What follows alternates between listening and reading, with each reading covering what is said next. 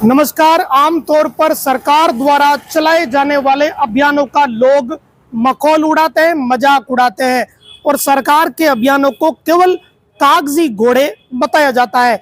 लेकिन सरकार के अभियान कितने कारगर होते हैं और इससे कितना बड़ा रिजल्ट सामने आता है, ये इस खबर में मैं आपको बताऊंगा। दरअसल बाल अधिकारिता विभाग और चाइल्ड लाइन की टीमें हर जिले में गुड टच और बेड टच के बारे में बच्चों को बताती है। सरकार की स्कूलों में, प्राइवेट स्कूलों में जाकर ये बताया जाता है कि अच्छा टच कौन सा होता है और बुरा टच कौन सा होता है। गुड टच और बेड टच की ये जो थीम है, ये छोटे बच्चों को बताई जाती है ताकि उनके साथ होने वाले घटनाक्रमों और अपराधों के बारे में बच्चों को पता चल सके, उन्हें ये समझ आ सके कि अपराध अगर उनके साथ हो रहा है तो वो क्या हो रहा है। और इसी तरह का एक कार्यक्रम आज नागौर में हुआ। नागौर की एक राजकीय स्कूल में गुड टच और बेड टच के बारे में टीम ने बताया और जैसे ही टीम ने इस अभियान के दौरान छोटे बच्चों को ये बताया कि गुड टच ये होता है, बेड टच ये होता है, उस कार्यशाला के पूरा होने के तुरंत बाद जब वो चाइल्ड लाइन की टीम, बाल अधिकारिता विभाग की टीम स्कूल में ही मौजूद थी, तब एक 6 साल का बच्चा, करीब 6 साल का बच्चा उस टीम के पास पहुंचा और बच्चे ने बताया कि जो जानकारी आपने अभी दी है, ठीक वैसा ही बेड टच मेरी बहन के साथ हो रहा है पिछले कई महीने से। और वो बड़ी बहन है और उसकी उम्र भी करीब 7-8 साल है।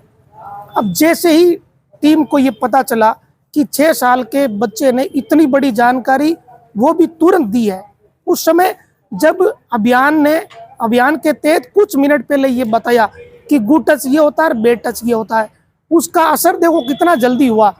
और बच्चे ने जो बात बताई उसके बाद बच्ची भी वहीं उसी स्कूल में पढ़ती है, बच्ची को भी बुलाया गया और बच्ची की काउंसलिंग की गई। तो जो चाइल्ड लाइन की टीम है, बाल अधिकारिता विभाग की टीम है, वो हैरान रह गई, बहुत हैरान रह गई और एक बार के लिए चौंके। फिर तुरंत ही उन्होंने निर्णय लिया, स्टैंड लिया। बाल कल्याण समिति नागौर के अध्यक्ष मनोज सोनी को इसकी सूचना दी क्योंकि बच्चों के साथ ये अपराध हो रहा था। फिर समिति के अध्यक्ष मनोज सोनी ने नागौर में महिला अनुसंधान सेल के एडिशनल एसपी नूर मोहम्मद को इसकी सूचना दी और पुलिस अधिकारियों को विस्तृत इस घटनाक्रम के बारे में बताया।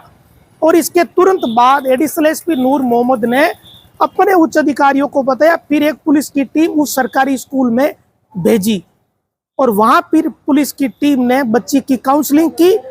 तब ये खुलासा हुआ कि पिछले कई महीने से ट्यूशन पढ़ाने वाला टीचर उस बच्ची का यौन शोषण कर रहा था।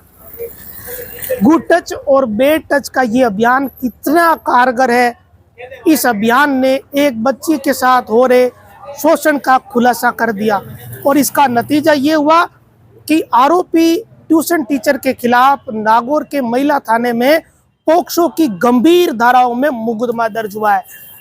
अब इसकी जांच पड़ताल और आरोपी की तलाश ये सब अभी जारी है। इस आरोपी को कई साल जेल में गुजारने पड़ सकते हैं और बहुत सालों तक। पोक्सो के मामलों में यही होता है कि एक बार जो जेल चला गया फिर वो कब बाहर आएगा इसकी कोई गारंटी नहीं होती।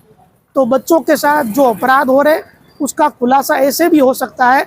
गुड टच और बेड टच जैसे अभियान कोई कागजी अभियान नहीं है, कोई कागजी घोड़े नहीं है, ये समझा जा सकता है इस घटना से, इस उदाहरण से। सरकार के अभियानों को, सरकार की योजनाओं को सब कोसते रहते हैं, आमतौर पर ये आदत हो गई है लोगों की। लेकिन अभियान अच्छे भी होते हैं, उसके नतीजे अच्छे भी आते हैं। 6 साल के भाई ने अपनी बड़ी बहन के साथ हो रहे यौन शोषण का खुलासा सिर्फ इस कारण कर दिया क्योंकि उसे कुछ मिनट पहले ये पता चला कि वो जो टीचर कर रहा है वो गलत काम है, वो अपराध है। उस बच्चे को इससे पहले पता ही नहीं था क्योंकि मासूम बच्चा, 6 साल का बच्चा क्या जाने, और 8 साल की बच्ची भी क्या समझे इन चीज़ों को। लेकिन जब समझ आया तो उसका तुरंत रिजल्ट आया और अब उस प्राइवेट टीचर की तलाश चल रही है। नागौर की महिला थाना पुलिस तलाश कर रही है। नागौर के एक सरकारी स्कूल में आज काउंसलिंग हुई थी, तो ना तो अपन किसी टीचर का खुलासा कर सकते इन मामलों में, ना उस सरकारी स्कूल का खुलासा कर सकते क्योंकि ये बच्चों से जुड़े हुए अपराध का मामला है। बस जागरूकता के लिए ये जानकारी साझा की गई है कि गवर्नमेंट के अभियान की हमेशा मजाक नहीं उड़ानी चाहिए। कई बार ये अभियान इतने काम के होते हैं और इनके नतीजे इतने अच्छे आते हैं कि लगता है कि हाँ भाई राज की व्यवस्था होती है और सरकार की व्यवस्थाओं पर लोगों को यकीन रखना चाहिए। अगर ऐसे इतने अच्छे नतीजे इन अभियानों के आते हैं तो हमें यकीन तो रखना ही चाहिए। और गुड टच और बैड टच के बारे में ज़्यादा से ज़्यादा लोगों को अवेयरनेस मिले, इसके लिए ज़्यादा से ज़्यादा स्कूलों में बच्चों तक ये अभियान पहुंचना भी चाहिए, ताकि उनके साथ अगर कहीं कोई शोषण हो रहा हो तो उसका पता चल सके, उसका खुलासा हो सके, जो भी दोषी व्यक्ति है वो जेल जा सके। नमस्कार। बालिका सुरक्षा और बालिका संरक्षण को लेकर जब डिस्ट्रिक्ट चाइल्ड प्रोटेक्शन यूनिट की टीम ने शहर के एक स्थानीय विद्यालय में गुड टच और बैड टच के बारे में जब छात्र छात्राओं को बताया और छात्र सुरक्षा को लेकर बताया, तो उसी दरमियान एक 8-9 वर्षीय बालिका हमारी टीम के पास आई और उन्होंने अपने साथ हुए यौन अपराध की घटना को बताया।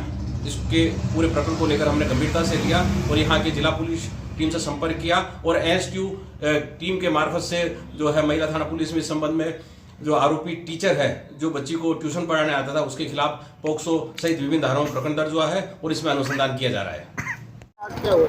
मामला ऐसा था कि हम चाइल्ड हेल्पलाइन से हैं, तो हमारे एक जैसे बेटी बचाओ बेटी पढ़ाओ के तहत एक अभियान चल रहा है, उसमें जागरूकता का हम कार्यक्रम कर रहे थे, सभी स्कूलों में करते आए हैं। जैसे तो आज भी हम एक कोई स्कूल में कार्यक्रम कर रहे थे, तो उसमें हम सारी बाल श्रम जैसे बाल विवाह ऐसे जो बच्चों से संबंधित जो अपराध होते हैं उसके बारे में बच्चों को हम अवेयरनेस कर रहे थे और उसी के तहत हमने गुड टच बैड टच जो होता है उसके बारे में बच्चों को जानकारी दी।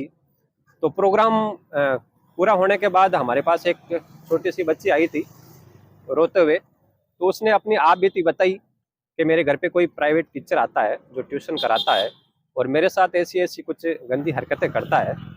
तो इस मामले को तुरंत हमने संबंधित CWC को और संबंधित पुलिस थाने को बताया, अवगत कराया और आगे की कार्रवाई जो भी होगी वो CWC के निर्देशानुसार और थाने में जो भी कार्रवाई होती है वो बिल्कुल होगी। धन्यवाद। क्या शुभ नाम लिखते हैं? नरपत फिड़ौदा। एजुकेशन कैसे? मैं MSW।